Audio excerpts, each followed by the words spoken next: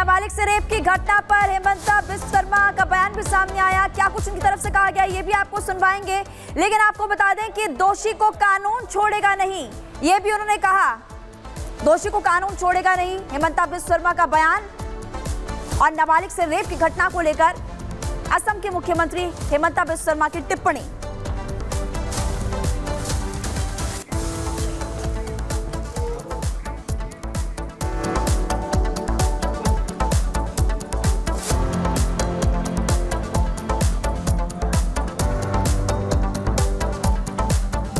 और चलिए आगे बढ़ते हैं, अब बात करेंगे प्रधानमंत्री नरेंद्र मोदी की कीव दौरे की। प्रधानमंत्री पहुंच चुके और आज मुलाकात होने वाली, और क्या उम्मीद, आज इसी पर अब आगे बात करें।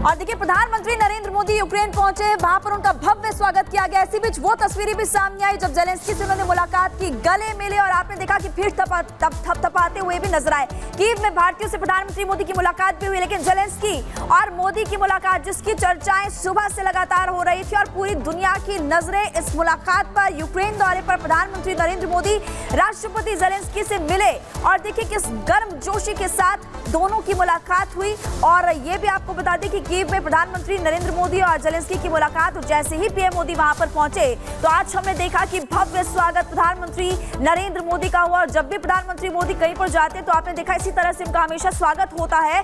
और एक और तस्वीर कुछ ऐसी ही।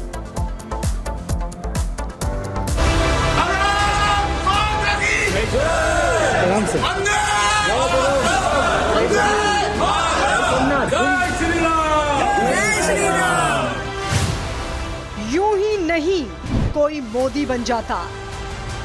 सालों की कड़ी तपस्या का ये प्रताप है कि सिर्फ देश ही नहीं, विदेशी जमीन पर भी मोदी मोदी की गूंज सुनाई देती है।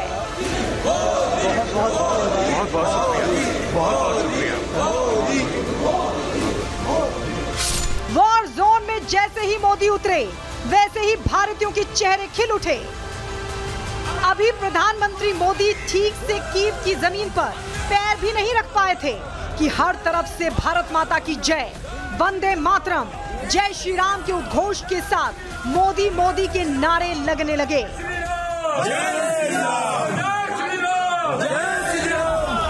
पोलैंड में 2 दिन का दौरा और फिर वार्सा से 10 घंटे की ट्रेन यात्रा कर प्रधानमंत्री मोदी यूक्रेन की राजधानी कीव पहुंचे तो उनके चेहरे पर ना कहीं थकान नजर आई, ना सफर की शिकन।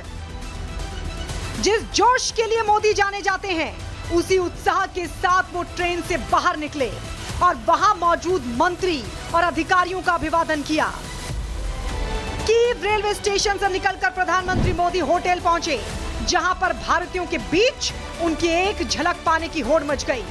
हर किसी ने अपने अंदाज में प्रधानमंत्री मोदी का भव्य स्वागत किया। प्रधानमंत्री भी अभिवादन से अभिभूत दिखे और विदेशी धरती पर मिल रहे इस प्यार और स्नेह का आभार जताया।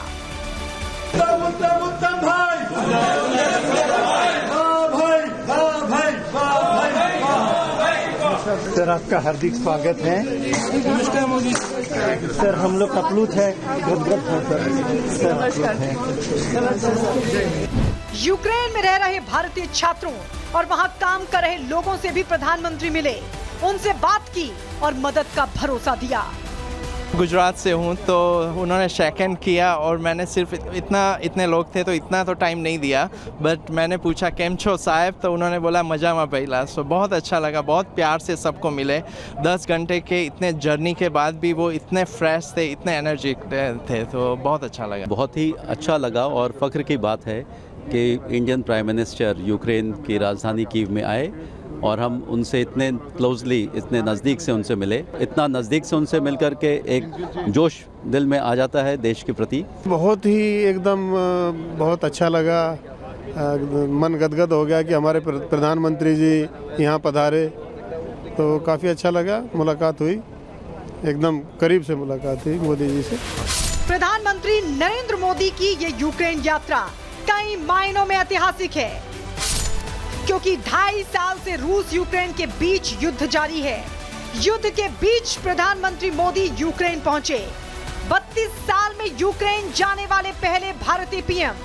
साल 1992 में सोवियत संघ के विघटन के बाद यूक्रेन देश बना। साल 1992 से भारत का यूक्रेन के साथ राजनयिक संबंध है। मोदी यूक्रेन में हैं। ऐसे में अब उनसे पूरी दुनिया की उम्मीदें बढ़ गई हैं, क्योंकि भारत का रूस और यूक्रेन दोनों से मजबूत और पुराना रिश्ता है। मोदी यूक्रेन की संप्रभुता का सम्मान करते हैं। दोनों देशों के दरवाजे भारत के लिए खुले हैं।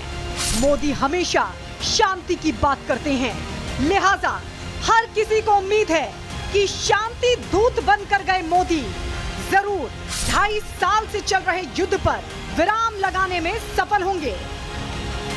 Bureau report, Republic Bharat.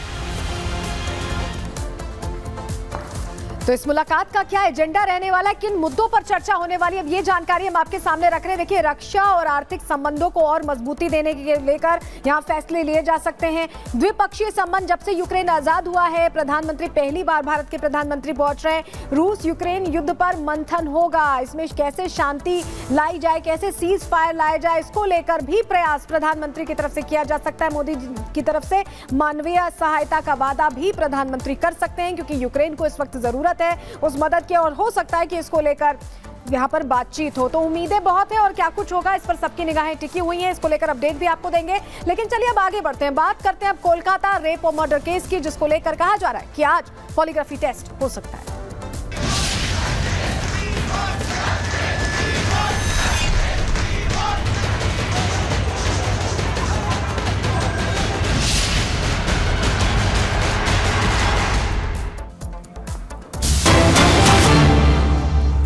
और इसी बीच बड़ी खबर आपको बता दें, कोलकाता रेप केस से जुड़ी हुई संजय रॉय को न्यायिक हिरासत। आपको ये बड़ी खबर बता दें, कोलकाता रेप मामले में संजय रॉय को 14 दिन की न्यायिक हिरासत में भेजा जा चुका है। ये इस वक्त की सबसे बड़ी जानकारी आपको दे दें। संजय रॉय, जो कि इस पूरे मामले में मुख्य आरोपी, जिसकी पॉलीग्राफ टेस्ट की बात यहां पर लगातार की जा रही थी, जिसकी परमिशन भी कोर्ट की तरफ से यहां पर मिल चुकी है, और संजय रॉय को अब न्यायिक हिरासत में भेज दिया गया है पूछताछ के बाद।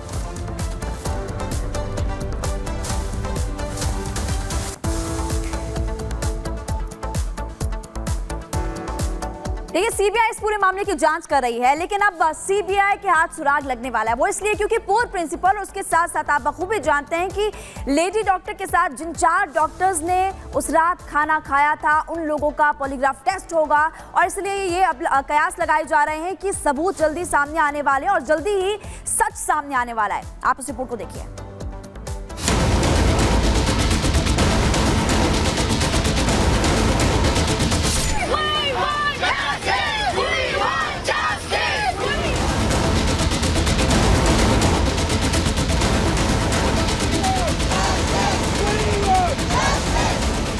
कोलकाता के आरजीकर मेडिकल कॉलेज में हुए रेप मर्डर केस की सच्चाई अब सामने आने वाली है।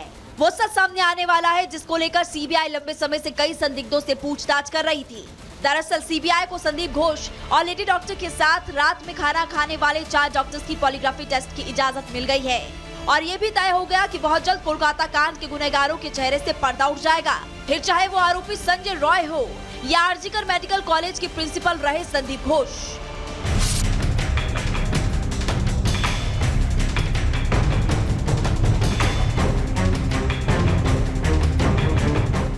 इस केस के खुलासे के लिए इन सभी किरदारों का पॉलीग्राफी टेस्ट इसलिए भी अहम हो जाता है क्योंकि 8 से 9 अगस्त की रात को घटी वारदात की हकीकत सीबीआई की पूछताछ में सामने नहीं आ पा रही है, और इसी वजह से सीबीआई संजय रॉय, संदीप घोष और उन 4 डॉक्टर्स की पॉलीग्राफी टेस्ट करवाना चाहती है। सीबीआई को लगता है कि पूछताछ में ये लोग सच नहीं बता रहे हैं या फिर कुछ छिपा तो जरूर रहे हैं। सूत्रों के मुताबिक सीबीआई ने इस वारदात के संबंध में सुप्रीम कोर्ट में जो स्टेटस रिपोर्ट सौंपी है, उसमें टीम ने दावा किया कि सभी संदिग्धों की पहचान कर ली गई है और उन्हीं संदिग्धों के इर्द गिर्द पूरी जांच घूम रही है। इतना ही नहीं, इस स्टेटस रिपोर्ट में उन 25 किरदारों का भी जिक्र किया गया जो कहीं न कहीं इस मामले से जुड़े हुए हैं। जानकारी के मुताबिक सीबीआई के केस में जिन किरदारों को सीधे तौर पर शक के दायरे में रखा गया उनमें संजय रॉय, संदीप घोष, मृतका के साथ रात में खाना खाने वाले 4 साथी डॉक्टर, एएसआई अरूप दत्ता, मृतक महिला डॉक्टर के करीबी जूनियर डॉक्टर शामिल है। सीबीआई ने अपनी स्टेटस रिपोर्ट में यह भी कहा वो 25 किरदारों के जरिए इस रेप कांड की हत्या की सारी कड़ियों को जोड़ने की कोशिश कर रहे हैं, लेकिन इसमें कुछ ऐसे भी किरदार हैं जो सीबीआई के सवालों का सीधा सीधा जवाब नहीं देकर जांच की दिशा उलझा रहे हैं और इसी वजह से सीबीआई उनका पॉलीग्राफी टेस्ट करवाना चाहती है। इधर कोर्ट ने पॉलीग्राफ टेस्ट की इजाजत देने के साथ ही अगली सुनवाई के दौरान कोलकाता पुलिस के सीनियर अधिकारियों को भी तलब किया, जिसमें साफ है कि सीबीआई से लेकर सुप्रीम कोर्ट ने इस मामले में अब तक की गई लीपापोती की निशानदेही कर ली है और अब उम्मीद है कि जल्द इस केस के असली गुनहगारों के चेहरों से पर्दा उठ जाएगा। Bureau report, Republic Bharat.